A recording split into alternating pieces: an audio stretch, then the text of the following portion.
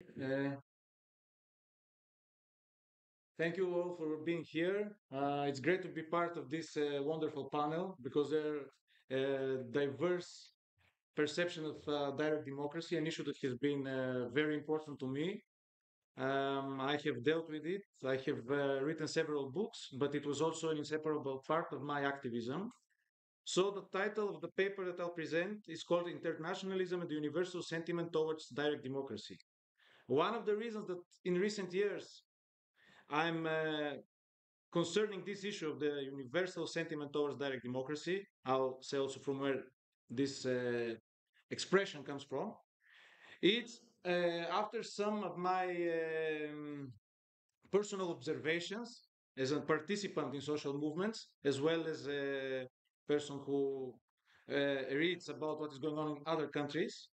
And more recently, I had a dialogue with a couple of anarchists from the UK, uh, whom I asked what is the condition of the movement there, and they told me that the movement is kind of shrinking, and especially the more libertarian tendencies are becoming more marginal, while a Stalinist type of virus is expanding in the movement. And when I say libertarian, and I don't specify what, it's because there's only one type of libertarian tradition.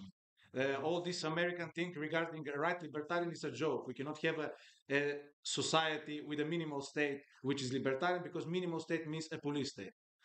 Having taken this out of the way, um, I was thinking about this tendency and thinking of a criticism that Bookchin have made of the state of the social movements and especially the anti-authoritarian and libertarian ones is his time enough and later on, where he suggests that today political illiteracy has reached appalling proportions and action has become a fetish as an end in itself.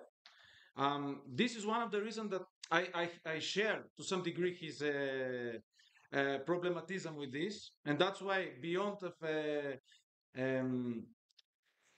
many things that I do, I also am greatly involved in the preparation of such conferences, in writing books, writing journals, maintaining websites, because exactly I try to keep this tradition of self-education. Um, so the problem with this Stalinist realism is that it is a mirror of the capitalist realism that Mark Fisher speaks about. And Stalinist realism is basically the mirror of this capitalist realism. It says that the only alternative to capitalism is an authoritarian type of communist society. There is nothing else. Um, and this is a kind of ironic since they buy the people that abide to this type of thinking, they make a terrible mistake by buying on the narrative of neoliberalism, that capitalism is anarchic, it's so free, so we need a strong hand to keep it in order. Don't forget that capitalism was enforced by blood. Caro Polanyi, in his magnum opus, The Great Transformation, suggests that it was imposed on other societies through imposed scarcity, through people dying from hunger, being deprived for means that they used for generations and generations to feed themselves. So it had to artificially dismantle communal structures around the world in different communities and to impose one specific structure that serves its purposes. And this is the nation state.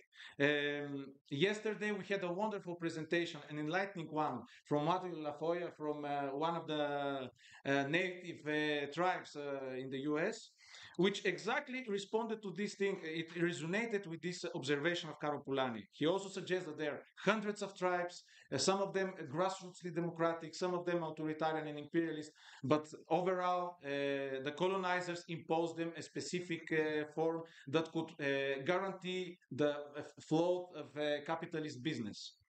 Um, so, being myself animated from the socio-ecological school of thought, as well as that of social and individual autonomy as promoted by Castoriadis, um, I am very critical of such understandings. And but what the Bookchin suggests that there is no homogeneous society. all societies, in all societies, there are power struggles, not just in the economic field, but in all fields. Since ancient times until today, there is no a single type of society, homogeneous, something that some of the proponents of an ideology called multipolarity, multipolar world would like us to think.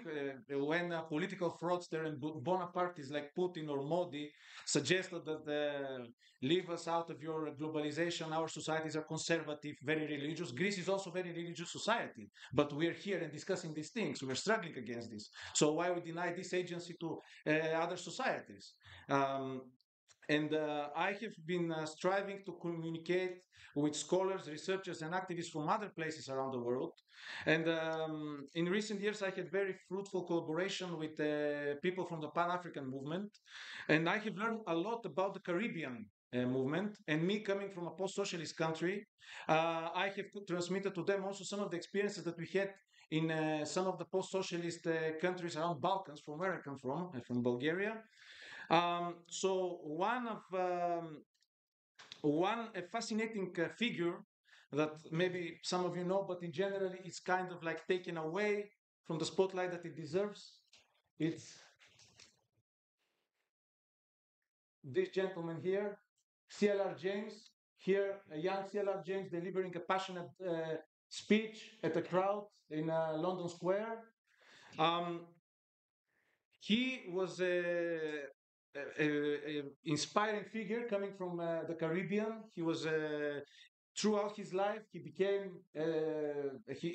as like a kind of pan-African nationalist, moved through communism, Marxism, and became increasingly libertarian throughout his life because he belonged to what I like to call the democratic tradition. I make a further distinction from simply calling someone anarchist, leftist, or Marxist. There is a two level distinction that I would say it's the democratic,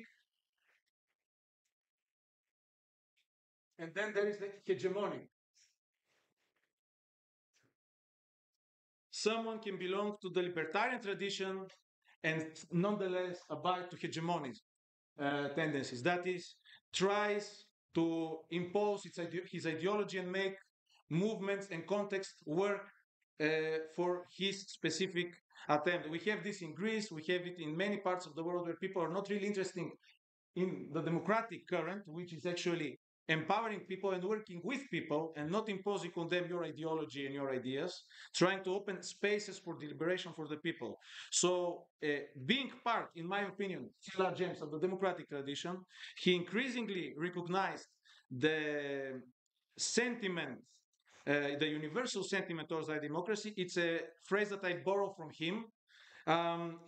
He writes, workers in supposedly backward and underdeveloped societies of the global south are as inclined towards direct democracy as their counterparts in the so-called advanced countries. Oppressed people in societies that were subjected to colonial exploitation don't want to be governed by a homegrown elite, however honest and however progressive, but instead they desire to be themselves direct participants in the management of their life in common.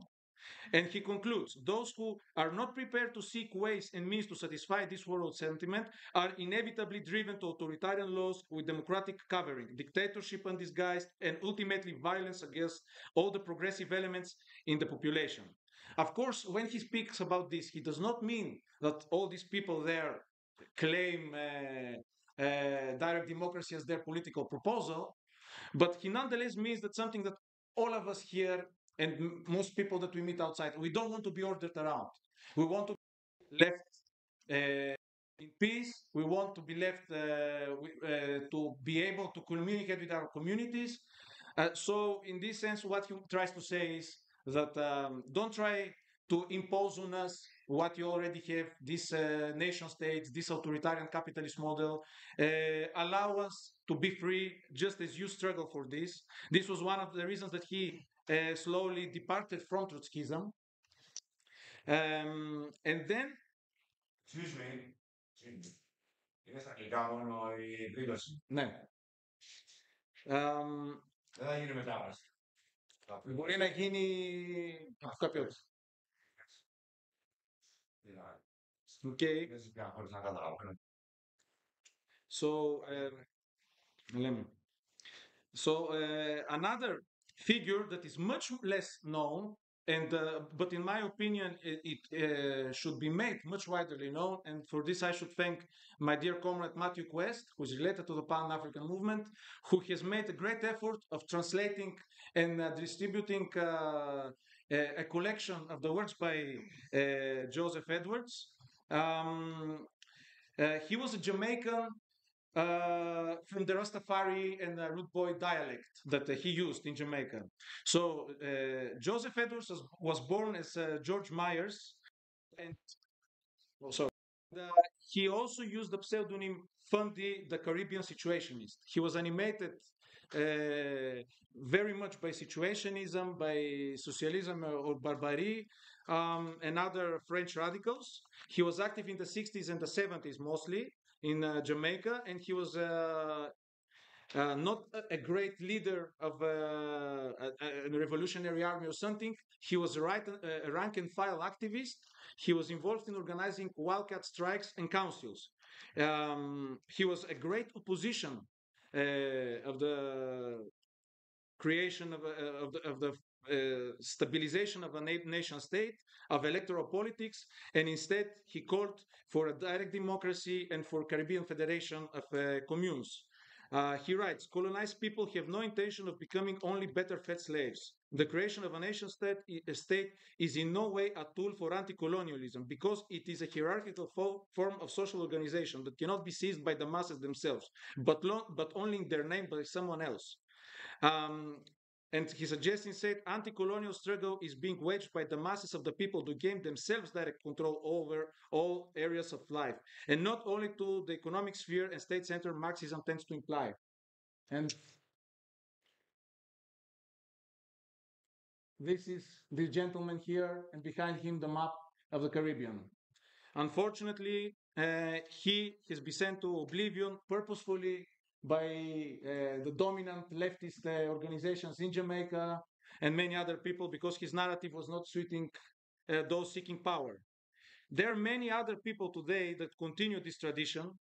For example, this gentleman here, Dr. Modibo Kadalier, uh, who has founded the Autonomous Institute of Direct Democracy in the US.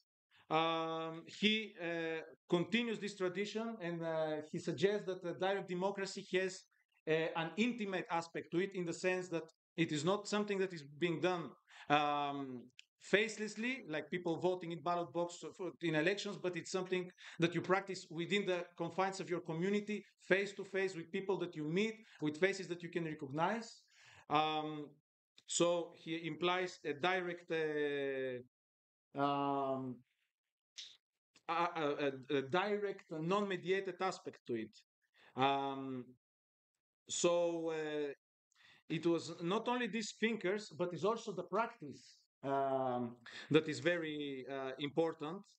For example, the Haitian Revolution is one of the most important revolutions that human history has known, but it was being taken to the side. It brought human rights to a universal level, something that we pride ourselves now, but it was not the French Revolution, it was the Haitian Revolution that pushed this. But not only that, we all the time hear about figures like Toussaint Louverture, who was one of the big leading figures, but different scholars and people who have written about the Haitian Revolution, they refer also for the creation of so-called organs of the people, which were basically popular assemblies being formed by former slaves who deliberated on public affairs with sagacity and energy.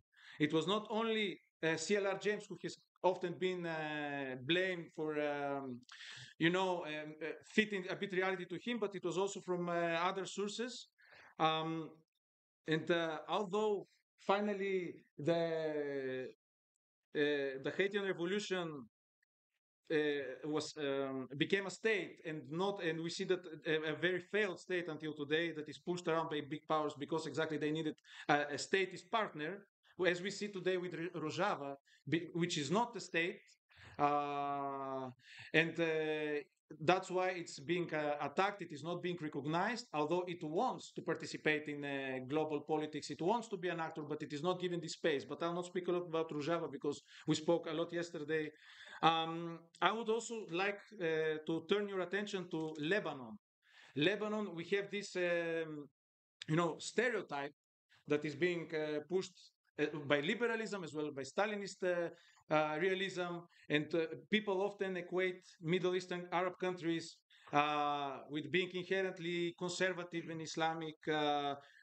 Even this disgusting derogative form, Islamonazi, which was also used by some people to derogate people from Ukraine, calling them Ukraine Nazi, which is disgusting, trying again to conflate people and governments and stereotypes.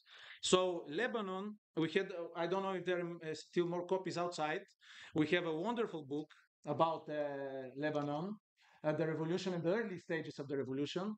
Um, Due to severe capitalist crisis, it was the grassroots that initially rebelled. They formed councils, they formed committees, and in this book, the author writes, referring to a report in a newspaper from the 70s, from the beginning of the revolution, uh, where it was written. Let me find exactly. The inhabitants of the slums and refugee camps surrounding the capital city of Beirut have taken control of their own communities, and the government authorities were unable to enter the belt of poverty for several months. With the inhabitants reclaiming their control over their habitat, they refuse to pay for rent or electricity. Instead, they give money over to the committees that administer their areas so that the basic services can be provided. So, in order for months the state power not be able to enter in these neighborhoods, means that it was not some sects of activists, but it means that there was a popular participation, there was popular resistance. So once again, we see in other parts of the world, in very different contexts, again, people not wanting to be pushed around, not begging for conservative forces to take over, but actually trying to do something on their own. And I'll conclude by referring you, just to say for the photo, this is from 1971, a assembly of high school students in Beirut after one of the big marches. So this culture of assembly democracy was all over the place, and especially in Beirut. So don't be too rushed in equating Lebanese society with radical Islamists or with conservatism. It has its own internal struggles that should always be kept in mind. And finally, I'll take you back to the Balkans, and specifically to the 19th century and the beginning of the 20th century.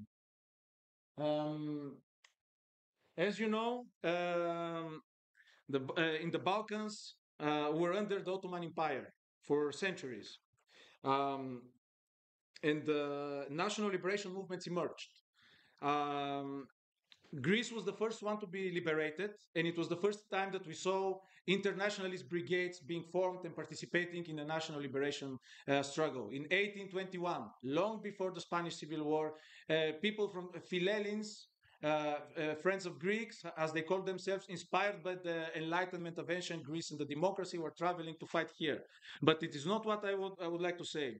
Later on, being in a conversation with Russian anarchists, many South Slavic people were influenced by radical ideas. I'll mention just a couple of names like Svetozar Markovic, like Hristo Botev, Mikhail Gergikov, who were radical libertarian socialists who envisioned a federation of zadrugas or of popular self-managed communes taking over the lands that were before that occupied by Ottoman Empire. Of course, this was not something that neither of the great powers wanted. Neither Russia wanted it, neither any of the Western ones. But nonetheless, these people spoke about federations and communes. And when the uprisings of the Bulgarians began in the 1870s, we see the emergence of the commune, animated by what they saw in Paris, in the Paris Commune, in the Aprilian revolt of 1876, in the city of Panagyuriste, a commune was formed. where money was abolished, an effort for self-management was made, but it was brutally crushed by the Ottomans. Later on, in the struggle for autonomous Macedonia, in the framework of the Ilinden and Panaguriste Preobrazhenie uprising in the mountains of Stranja, there was created again a commune which lasted for 20 days. It was a radically revolutionary thing before the Makhnovist movement in Ukraine, which is considered the forefather of contemporary anarchist movement around the world.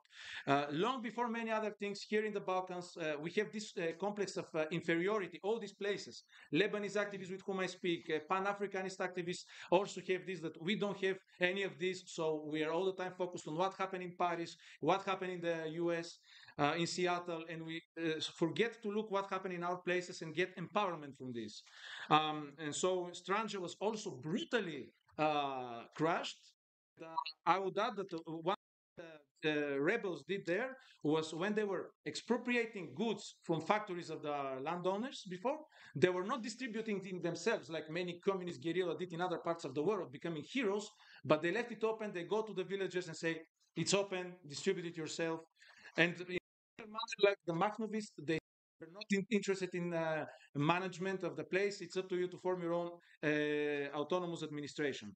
Um, and of course, the Hungarian Revolution of 1956, CLR James, a black person from the Caribbean, was extremely inspired from this event, where we saw for last time until today the emergence of the Worker Council in its classic form. CLR James was fascinated because he saw people, workers, from a supposedly worker state resist the top-down bureaucratic management. And again, he saw this universal sentiment towards direct democracy. And in order to proceed forward, we have to acknowledge this, not to try to impose what we have here on other people, but together, brotherly, sisterly, proceed together. And I would close with just to say this is the flag of the guerrilla unit of the village in the heart of the Stranger Mountain. It says freedom or death, and there is a small excerpt from a poetry verse from Hristo Botev, who was a libertarian socialist. And this became known as the flag of the commune of Stranja. Um, and I would like here to close with very great philosopher Jacques Rancière, and a quote from him: there are those who distribute equality and those who receive it. Once you start with that assumption, the hierarchy is already in place. It's too late to return to equality. Equality, instead of being the result of a political process, must be conceived as the presupposition of those who act. Thank you very much.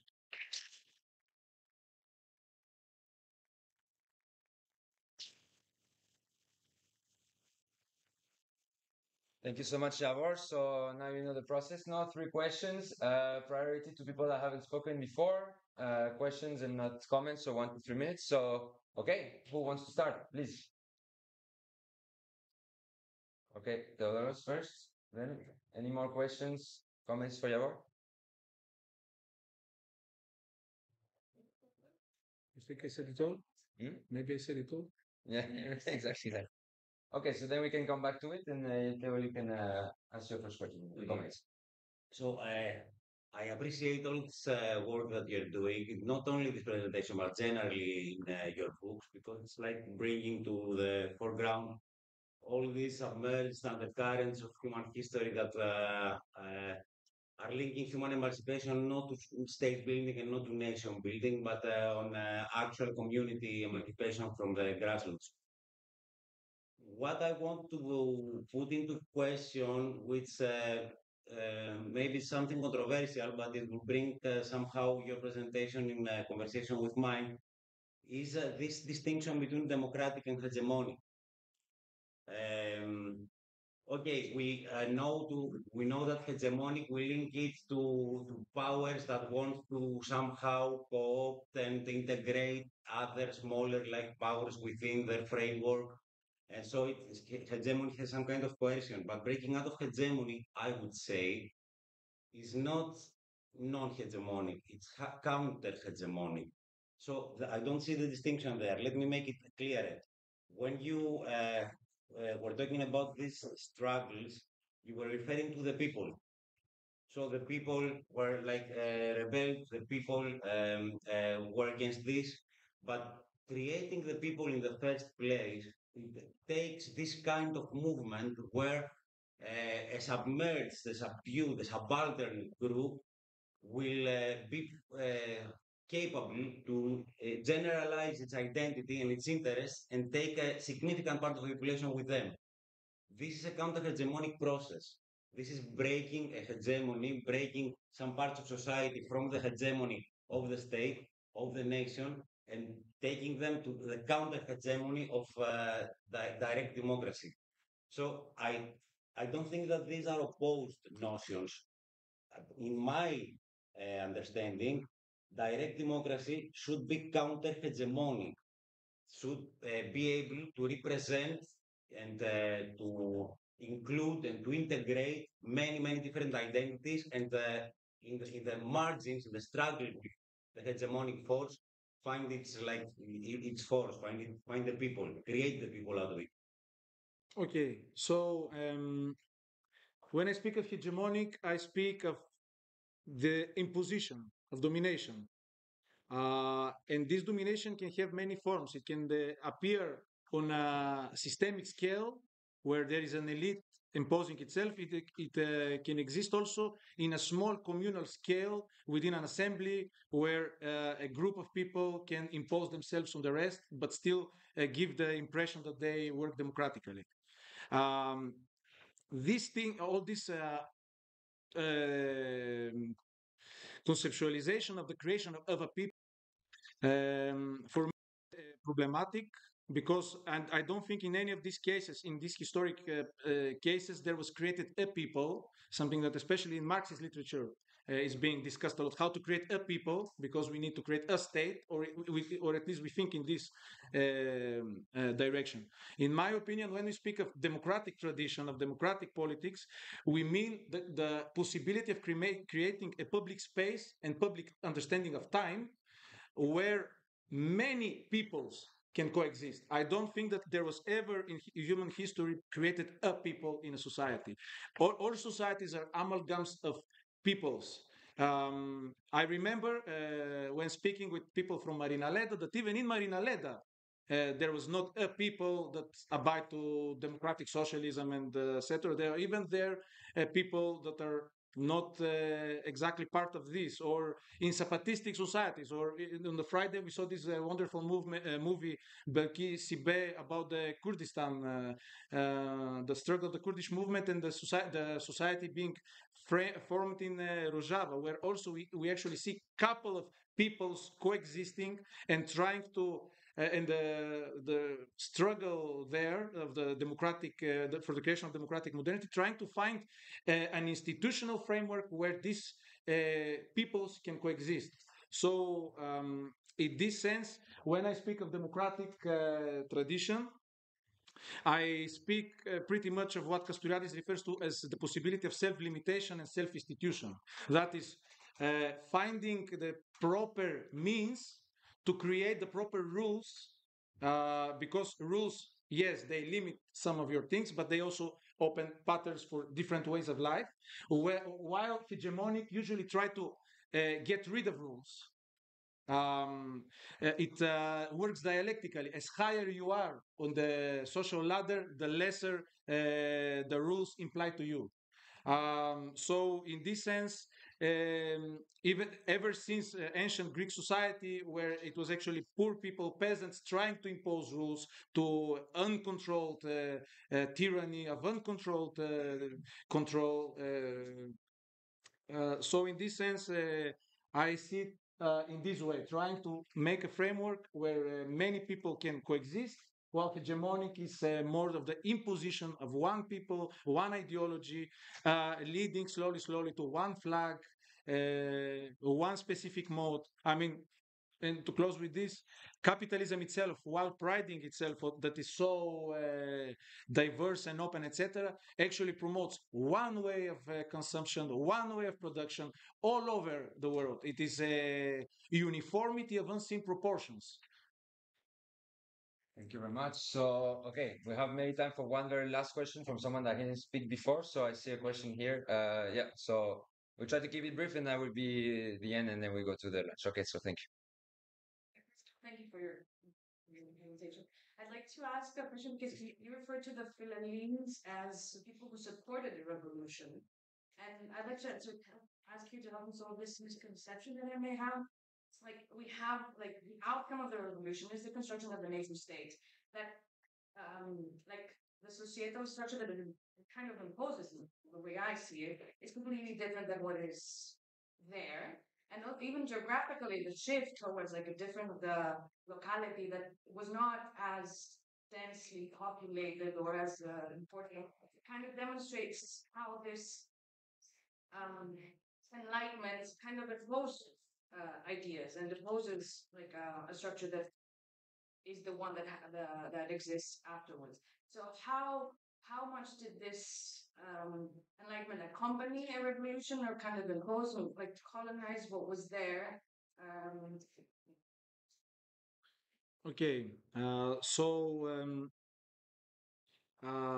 the case with these Philhellenes, it's interesting. From what I have read so far, is that many of them were naive and did not have any significant part of the outcome of the revolution. Many of them were romantic poets who came here driven by a dream for freedom, etc. The people who played role were actually tribal leaders here in Greece who were backed either by Tsarist Russia or by the British Empire. So when I refer to these people, they are mostly people like I guess Lord Byron and people like that, who was Shelley, who are writing about the struggle of the Greeks, the struggle of all people that wants liberalism and democracy, people like that, like more idealists. People who shaped the revolution were totally different people. But nonetheless, even in so early as 1821, there were I have found information about an attempt of a commune in the island of Hydra, where local sailors, in a manner similar to the one in Kronstadt, many years later, attempted to. They actually rebelled against the local aristocracy, the large ship owners of the island. For those of you that don't know, Hydra was called back then the Small Britain. It had a huge fleet, a commercial fleet that played a great role in the revolution and the success, whatever happened afterwards, but the liberation of Greece, they played role. And it was the sailors that, if I'm not mistaken, the name of him was Adonis Economou, who encouraged the sailors to rebel against the local ship owners and aristocracy, but it was short-lived. There is not really information I have searched so far. I hope I'll find in the future how it functioned for the short period that it lived this experiment. And actually, he was killed shortly after. There was a departure of many of the ships with the sailors in them that supported him, because his base was by the dockyards and the sailors. I hope I answered somehow to your